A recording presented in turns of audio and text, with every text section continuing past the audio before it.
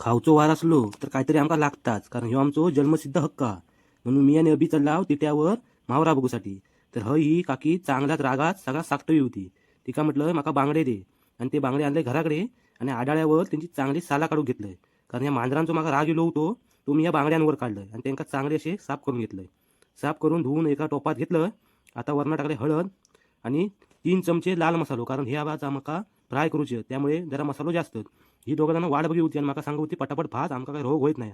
मग वरनं मीठ टाकलंय आणि 4-5 कोकमा घेतलंय वाटी येत, त्याच्यात टाकले पाणी आणि चांगलं चुरून चुरून असं थपथपीत केलंय आणि त्या टाकलंय. आमटाण नसली तर नरड्यान माझ्या काय खाली जाऊचा नाही, कारण माशाक मग हिवच वास येतात.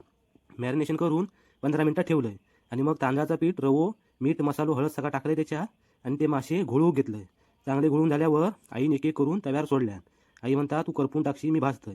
मग सगळे करून एका डब्यात काढून घेतल्यान. असे तुम्ही करा, खावा, आणि आवडला तर आमच्या चॅनलला सबस्क्राईब करा.